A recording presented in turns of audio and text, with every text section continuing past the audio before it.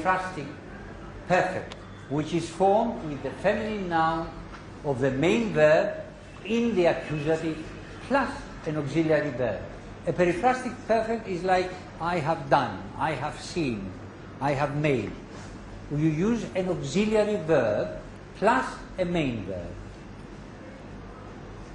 Now, in Hittite, they do have, but only this perfect, periphrastic perfect, markan, which is the main verb, parteni, which is auxiliary, you have cut. Cut, you have. This is the only perfect they have. Now, Vedic has all three perfects, and Avesta. All the other branches have got only two or one. So again, Vedic has preserved more than the other branches.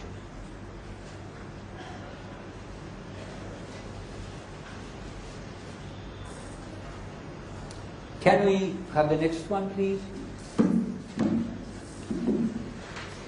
Now here we come to a very important point, because you see Vedic reduplication, tataksha, dadarsha, simple Veda, periphrastic, gamayam, chakara. It first appears in the Atharva Veda. Mantrayam asa in Brahmanas. This is later. The first periphrastic perfect is with the auxiliary kr, chakre, chakara, and it continues. Then in the Brahmanas appears as, to be, the verb to be. Mantrayam asa. Yes, you follow all this, yes? Good. Avestan has only with a, which corresponds to Sanskrit as, be. And here it is astara yeintim. Astara yeintim plus a, plus the verb to be. Must have corrupted. Now this is very interesting. Why? Because if, as the mainstream scholars claim, Avestan and the Vedic people were together in Iran, and the Indo-Aryans moved away, they should have moved away taking with them us, since Avestan has only us. Us should have been the first auxiliary to be used in the periphrastic perfect. But it is not. It is the second. It comes centuries after Kr, because Brahmanas are centuries after Atharva Veda. So, what does this show us? It shows us, in fact, that Indo-Aryans and Iranians were together, but not in Iran, in Sapta Sindhu. And the Iranians moved away after As was developed. And in the process, they forgot or lost Kr, and they stayed only with A. This is the only reasonable, the only logical explanation. If you have doubts about it, you can ask me at question time.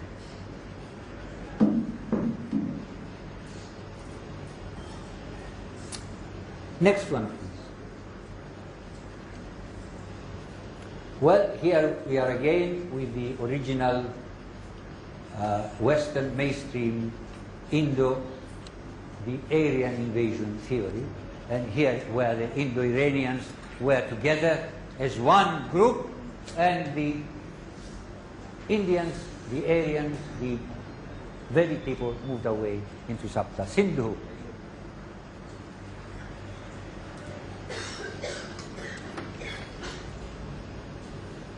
Next one, please.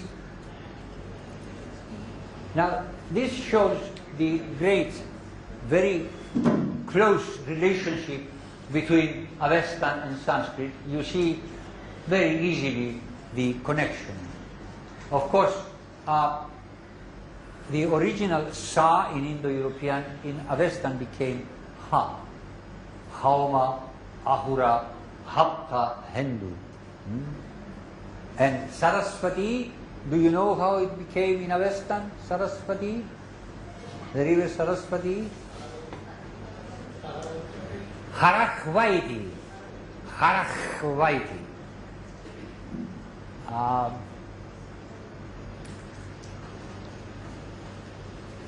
It's very interesting that the Western people remember that they lived in a country which was called Hapta Hindu.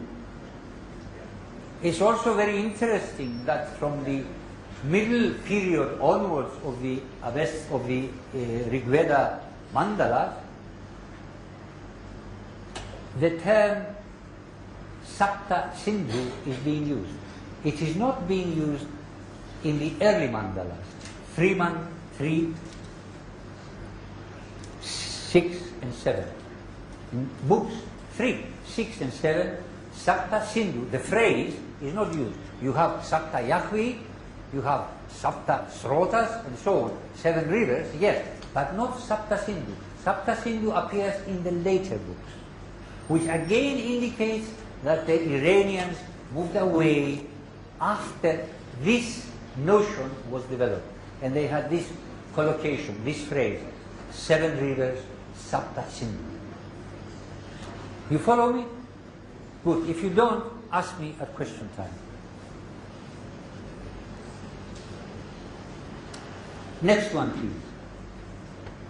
please. We look now at some nouns which indicate very close relationship. Brother, daughter, father, husband. I'm taking them alphabetically. Now you'll notice Sanskrit has got them all. But if you look at the others, Avestan also has it, but all the others do not have them all. For instance,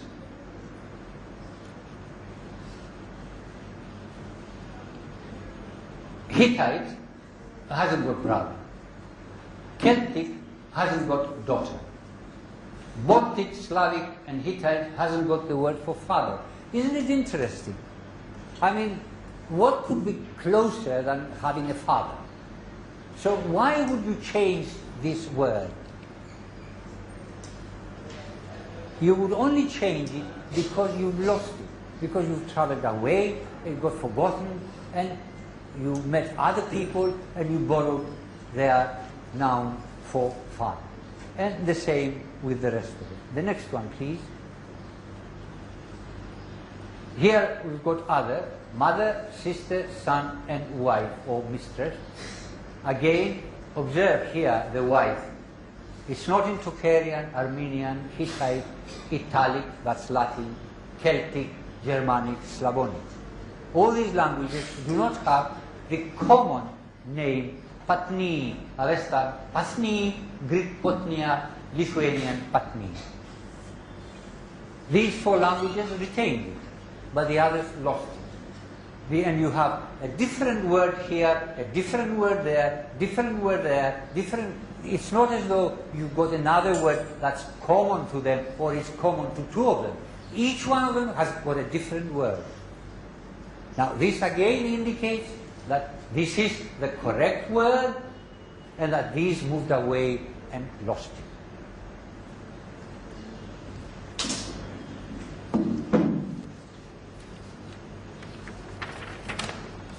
Next one, please.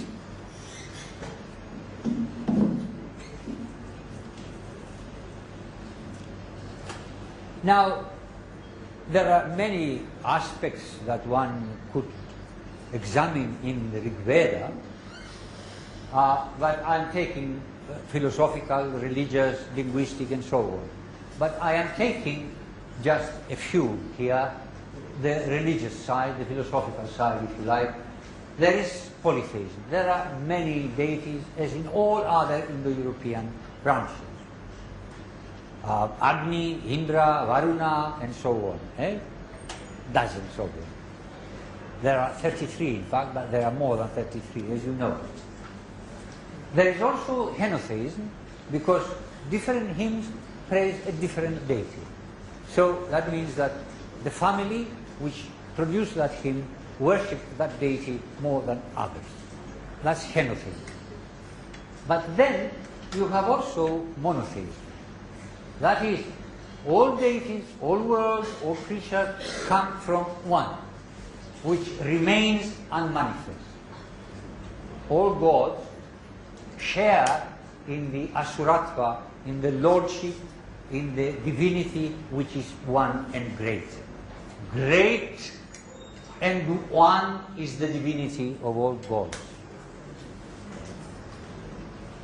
Then Rigved, that great poet of the first mandala, 164-6, Ekam sad vipra bahudha vadanti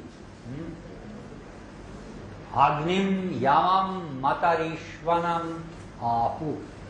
And before that he says Indra, Varuna, Indra, Mitra, Varuna, and then Surya, Garutman.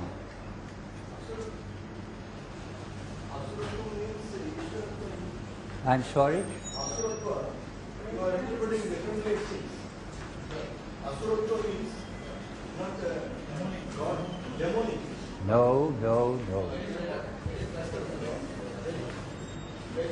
Just wait till question time, please. Don't interrupt me while I'm speaking. At question time, you ask as many questions and you bring as many refutations as you like. Okay? But not now. In 1090, you know the Purusha Sukta, everything in the universe is produced from Purusha's different parts. The sky, the forecasts, the mountains, the seas, and the sun and the moon from his eyes, and so on and so forth. Then in the famous Nasadiya Sukta, Anid Avatam Swadhaya Tad Ekam. That one which is beyond, prior to heaven, space, immortality and mortality, and therefore prior to time. Observe this. He says, before there was mortality and immortality. Mortality and immortality means time. Before there was rajas, space. Before space and time was that one. And it breathed by its own power without air, because there was no air either. There was absolutely nothing except that one. And from that one came the gods and then all the other creatures. Then 858-2, Ekam va idam vibhabhuva sarvam. Being one, it became all. Oops. And the final one, Eja dhruvam patyate ekam vishvam charat patatri vishunam vijatam. Moving, steadfast, moving yet unmoving. It governs. The one governs the totality. What walks, what flies, Vishunam, all the multifarious manifestations.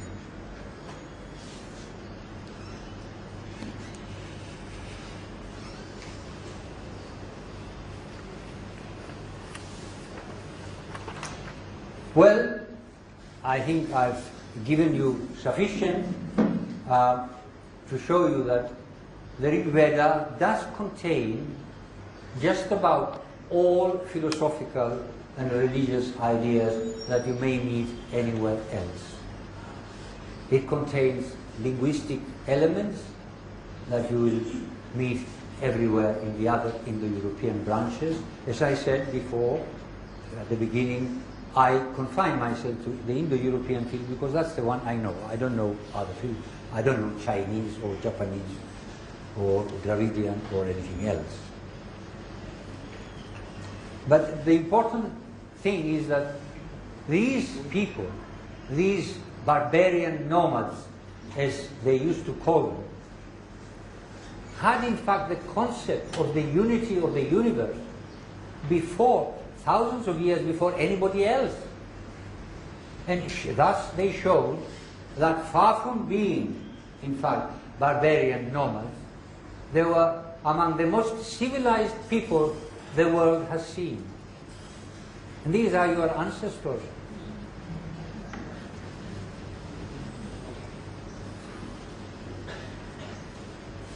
Now,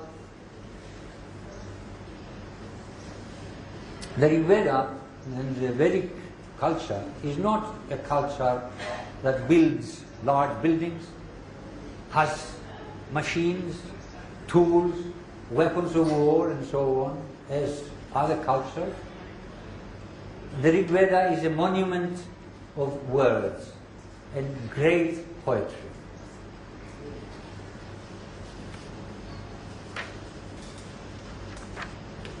Next one, please.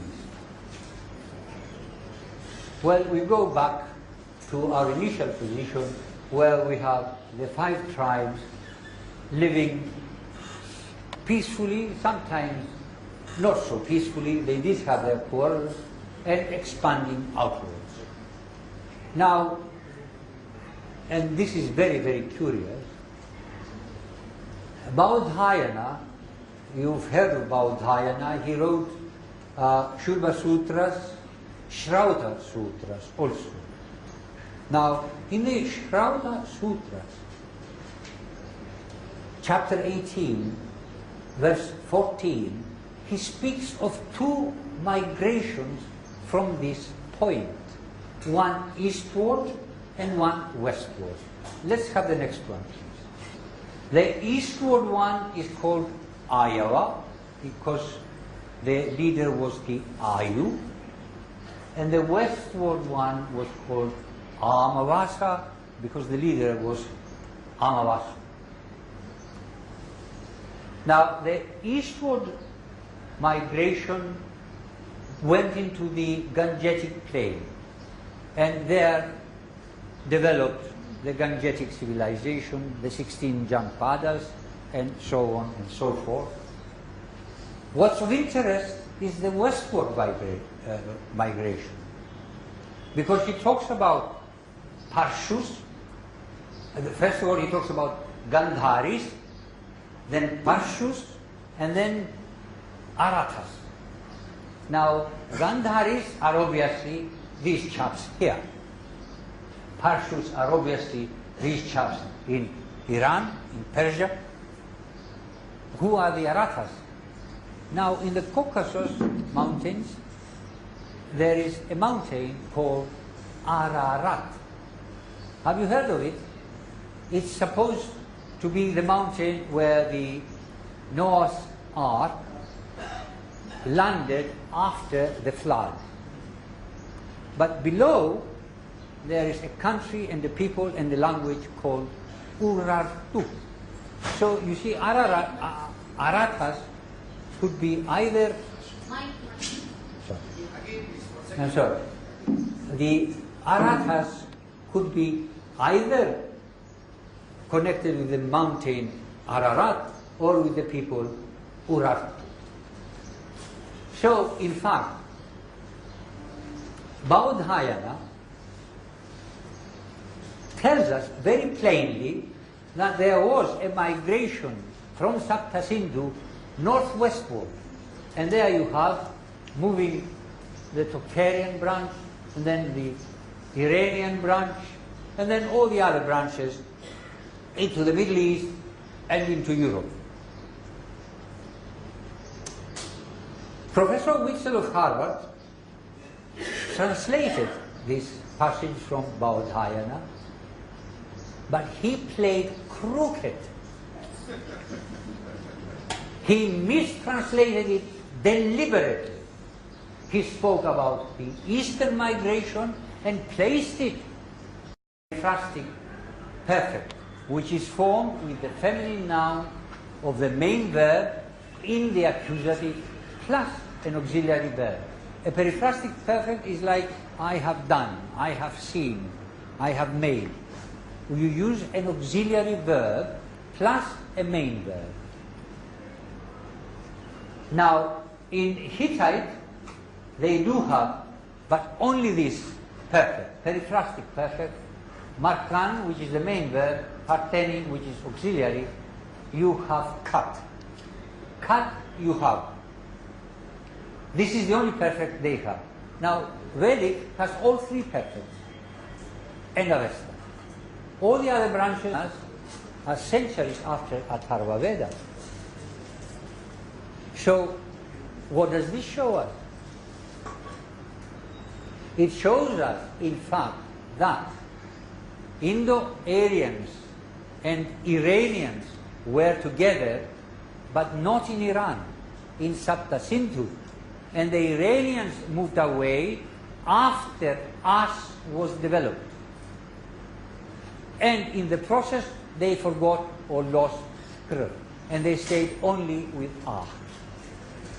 This is the only reasonable, the only logical explanation. If you have doubts about it, you can ask.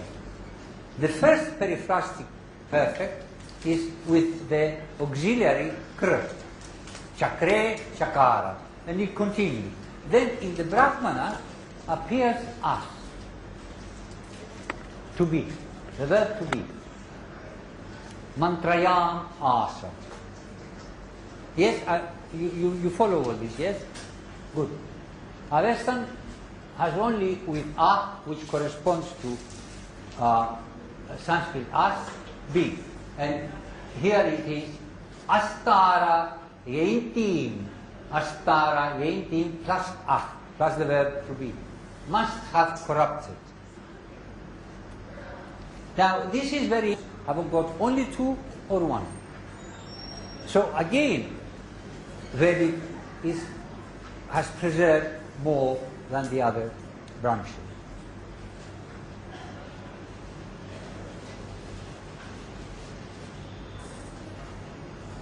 Can we have the next one, please? Now here we come to a very important point, because you see Vedic reduplication, Tataksha, Dadarsha, simple Veda, periphrastic, Gamayam, Chakara. It first appears in the Atharva Veda. Mantrayam Asa in Brahmanas. This is late. Interesting. Why? Because if, as the mainstream scholars claim, Avestan and the Vedic people were together in Iran, and the Indo-Aryans moved away, they should have moved away taking with them As, since Avestan has only As. As should have been the first auxiliary to be used in the periphrastic perfect. But it is not. It is the second. It comes centuries after Kr, because Brahmana